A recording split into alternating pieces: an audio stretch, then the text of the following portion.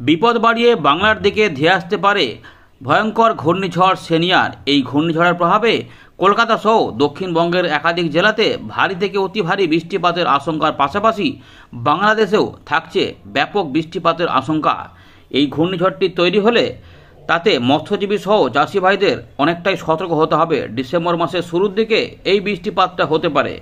কিভাবে কি হবে আমরা এই ভিডিওতে আলোচনা করব। প্রচণ্ড শক্তিশালী এই ঘূর্ণিঝড়টি হতে পারে, পুরো ট্র্যাক আপনাদের দেখাবো। বর্তমান আবহাওয়া পরিস্থিতিতে আবহাওয়াতে বেশ কিছুটা পরিবর্তন হয়েছে, তাপমাত্রা কিছুটা উঠেছে, অনেক জায়গাতেই মিনিমাম টেম্পারেচার 20 ডিগ্রি ছাড়িয়ে ফেলেছে। 15 থেকে 20-র মধ্যে চলছে আমাদের বাংলার তাপমাত্রা। রাত থেকে সকাল পর্যন্ত যে তাপমাত্রা, এর পাশাপাশি দিনের তাপমাত্রা অনেক জায়গাতেই ইতিমধ্যে কিছুটা বেড়ে গিয়ে 30 ডিগ্রি ছাড়িয়ে ফেলেছে। উত্তরবঙ্গে যদিও কিছুটা ঠান্ডা ঠান্ডা ভাব থাকছে, কোথাও কোথাও হয়তো 15 ডিগ্রির নিচেও থাকছে, কিন্তু মোটামুটি 14 থেকে 16 মধ্যে বা 17-এর মধ্যে ঘোরাফেরা করছে। দার্জিলিং সাইডে সামান্য একটু মেঘলা আকাশ হতে পারে, কিন্তু উত্তর পূর্ব ভারতে একটু আধটু কুয়াশার সম্ভাবনা রয়েছে, তাই একটু ঝাপসা আকাশ রয়েছে, ঘূর্ণাবর্ত রয়েছে। পুরো বিষয়গুলিকে দেখাবো। বঙ্গোপসাগরে যে নিম্নচাপ তৈরি হওয়ার প্রক্রিয়া ইতিমধ্যে শুরু হয়ে গেছে, যেমনটা বলেছিল আবহাওয়া দপ্তর।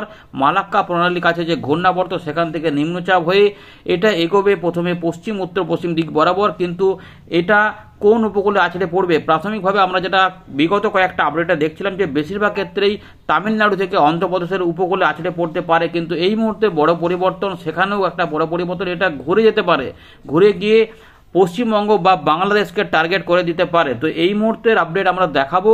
প্রথমে দেখে নিই আজ আবহাওয়া দপ্তর কি বলছে, তারপর আমরা এখান থেকে শুরু করব। ভিডিওটিকে প্রচুর পরিমাণে শেয়ার করে দিন, কারণ মৎস্যজীবীদের চাষিদের জন্য রয়েছে সতর্কতা, সাধারণ মানুষের জন্য রয়েছে সতর্কতা। দেখতে থাকুন, আমরা এখানে ফেরত আসছি। আবহাওয়া দপ্তরের আপডেটটা দেখে নিই। প্রথমে আমরা এখন দেখে নেব 22 তারিখ সকালবেলায় প্রকাশ করা ভারতীয় মৌসুম ভবনের গুরুত্বপূর্ণ আপডেট। যেহেতু নিম্নচাপ প্রক্রিয়া শুরু হচ্ছে, তার জন্য আন্দামান নিকোবর দ্বীপপুঞ্জের কাছে ইতিমধ্যে ভারী থেকে অতি ভারী বৃষ্টিপাত এবং 40 থেকে 50 এবং পরবর্তী ক্ষেত্রে 50 থেকে 60 কিলোমিটার গতিবেগে ঝড়ের কথা উল্লেখ করে দিয়েছে। এইগুলো কিন্তু বলেছে আবহাওয়া দপ্তর। এর পাশাপাশি তাপমাত্রা ইতিমধ্যে আমাদের ভারতের বিভিন্ন অংশে বাড়তে শুরু করে দিয়েছে। 2 থেকে 4 ডিগ্রি পর্যন্ত পশ্চিম ভারত, মধ্য ভারত, উত্তর পশ্চিম ভারতের তাপমাত্রা বৃদ্ধি পাচ্ছে। তবে আমাদের পূর্ব ভারতে এখন বড় আর কোনো পরিবর্তন হবে না। শৈত্যপ্রবাহ পশ্চিম মধ্যপ্রদেশের দিকে 23 তারিখ পর্যন্ত থাকার পর সেগুলো চলে যাবে। এখন একটু যে কুয়াশাগুলো হালকা থেকে মাঝারি মানের থাকবে, সেটা হচ্ছে আমাদের আসাম, মেঘালয়, মিজোরাম, মণিপুর, ত্রিপুরার দিকে, অর্থাৎ উত্তর পূর্ব ভারতের দিকে, যেটা আমরা ইতিমধ্যে উপগ্রহ চিত্রে দেখলাম। ওদিকে একটু ঝাপসা রয়েছে, মেঘলা মেঘলা ভাব রয়েছে, তার মানে কুয়াশা পরিস্থিতি রয়েছে। এছাড়া বর্তমান ওয়েদার সিস্টেমটা নিয়ে আপাতত কিছু পরিবর্তন করেছে কিনা দেখে নিন। তো এই মুহূর্তে যে আপডেটটা আমরা পাচ্ছি সেটা হচ্ছে যে আপার এয়ার সার্কুলেশন বা ঘূর্ণাবর্ত, যেটা মালাক্কা প্রণালীর মধ্যভাগে অবস্থান করছিল, তারই প্রভাবে আবহাওয়া দপ্তর জানিয়েছে যে এরই প্রভাবে নিম্নচাপ তৈরি হচ্ছে এবং সেটা দক্ষিণ আন্দামান সাগরে তৈরি হবে।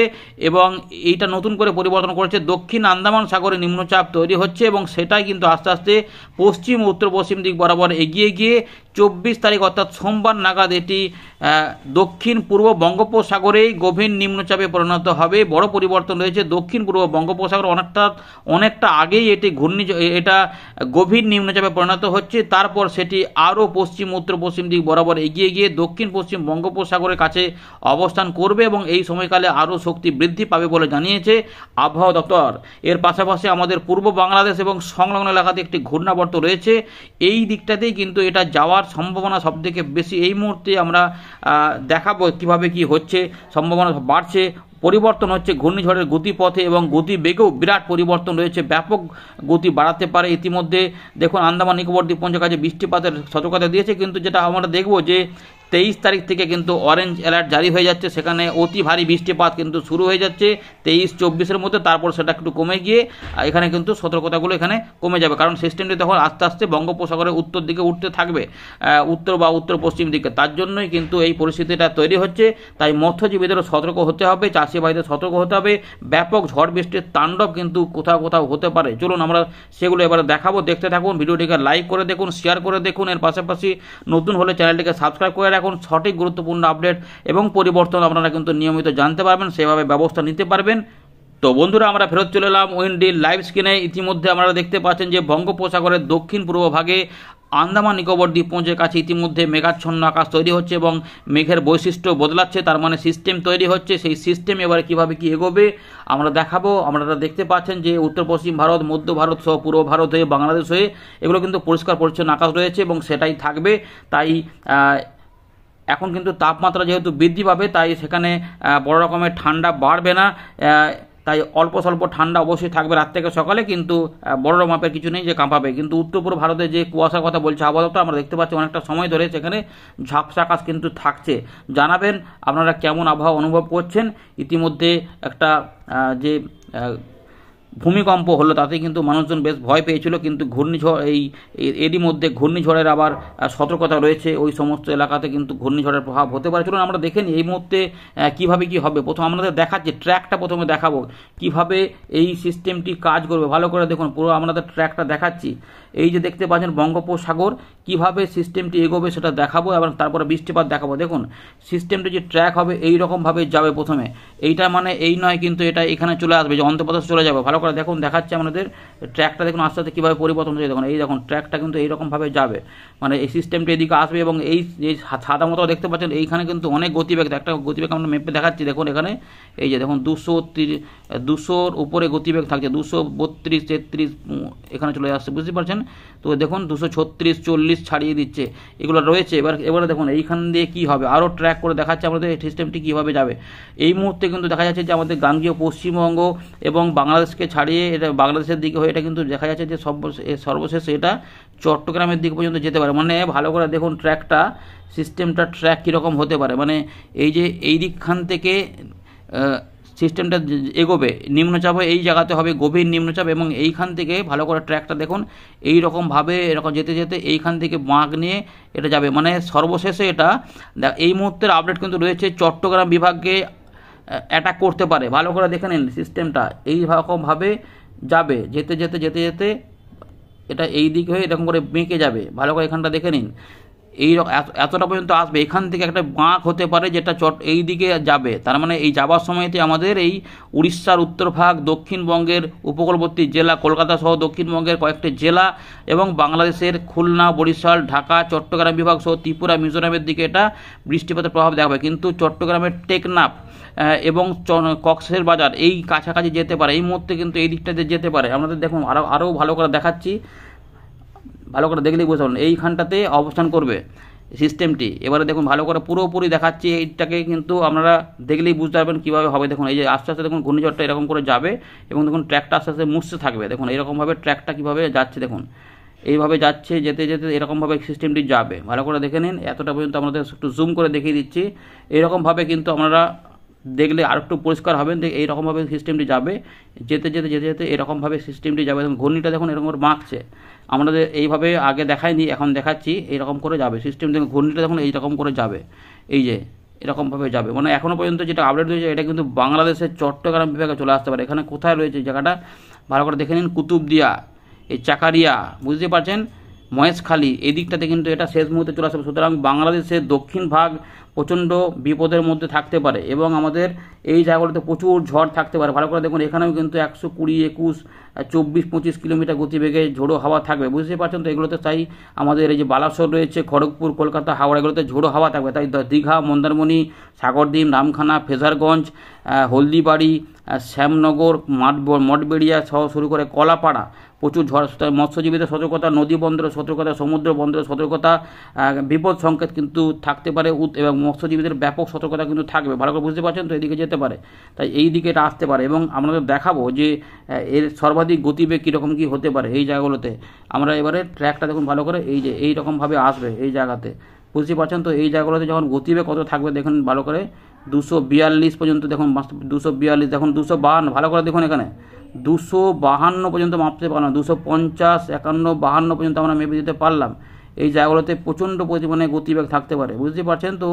এতটা পরিমাণে একদম 250 পর্যন্ত, 51, যে 251 আমরা মাপলাম এখানটাতে, এই জায়গাটাতে 251 পর্যন্ত, 251, 52, দেখুন 252 কিলোমিটার গতিবেগে বায়ুর ঝাপটা, এই দেখুন 252, বুঝতে পারছেন।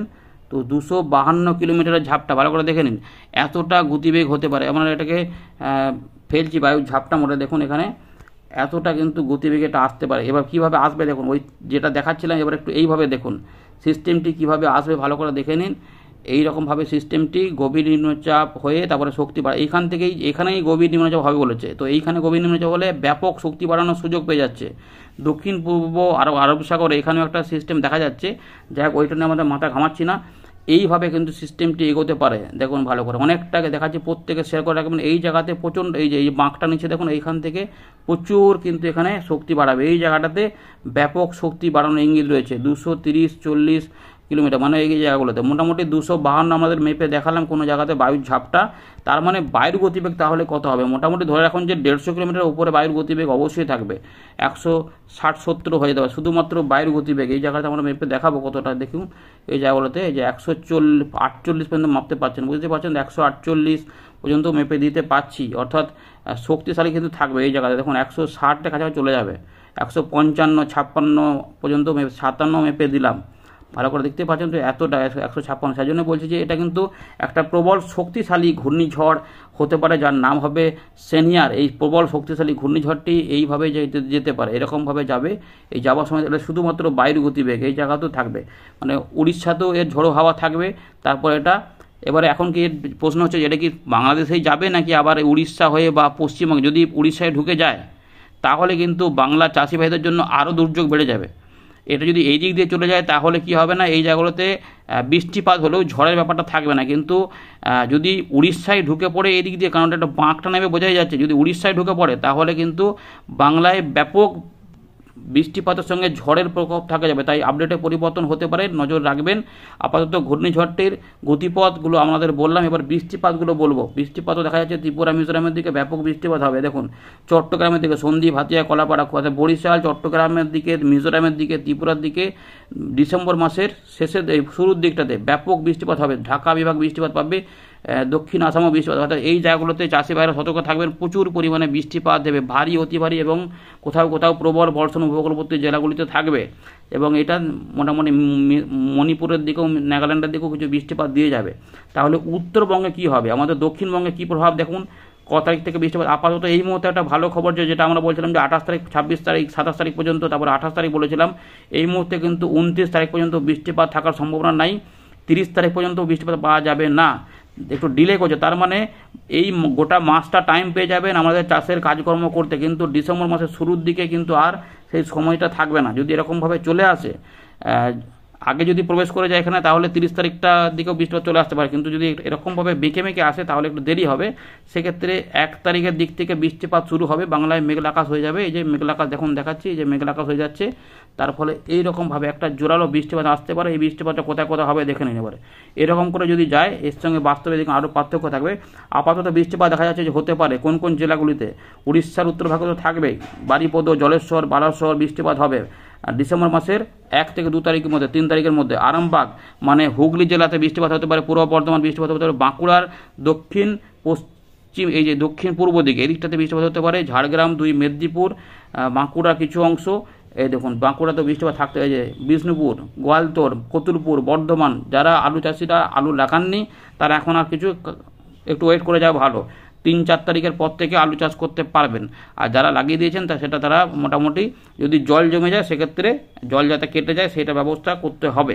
আপাতত এই সতর্কতা রাখতে হবে পরিস্থিতি অনুযায়ী। আর যদি পাকা ফসল থাকে তাহলে মোটামুটি ডিসেম্বর মাসের শুরুর আগেই সেগুলোকে তুলে ফেলতে হবে, এরকমভাবে হতে পারে। আপাতত নজর রাখুন, পরিস্থিতি অনুযায়ী বুঝতে পারবেন, মাথায় একটুখানি প্ল্যান করে রাখুন।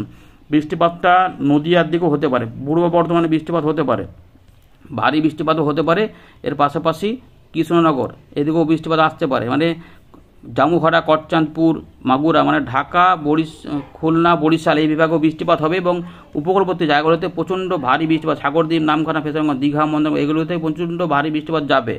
এর পাশাপাশি বৃষ্টিপাতটা কিন্তু বরিশাল, খুলনা এবং চট্টগ্রাম, ত্রিপুরার দিকে প্রচুর পরিমাণে ঢালতে পারে 2 থেকে 3 তারিখের মধ্যে। এইভাবে সিস্টেমটি যেতে পারে, এতে কোনো পরিবর্তন হলে আমরা জানাবো। আপাতত বুঝতে পেরেছেন কীভাবে ট্র্যাকটা হবে, সেই অনুযায়ী আমাদের জানিয়ে দিলাম। ভালো করে পরিষ্কার ট্র্যাকটা আপনারা দেখে নিয়েছেন যে এর যে ট্র্যাকটা হবে ঠিক এই রকমভাবে থাকবে। এরকমভাবে থাকবে, বুঝতেই পারছেন। তো ট্র্যাকটা আমাদের দেখিয়ে দিলাম কীভাবে কী হবে ঘূর্ণিঝড়ের বায়ুর দিক গতিবেগে। তো পুরোপুরি বিষয়টা আমাদের সামনে পরিষ্কার হয়ে গেল যে এই সিস্টেমটি এইভাবে যাবে এবং এইভাবে যেতে যেতে ঠিক এইভাবে আস্তে আস্তে এটা আপাতত এদিক দিয়ে যেতে পারবে। এই রয়েছে আপাতত খবর, প্রত্যেকে শেয়ার করে এটা জানিয়ে দিন। ধন্যবাদ।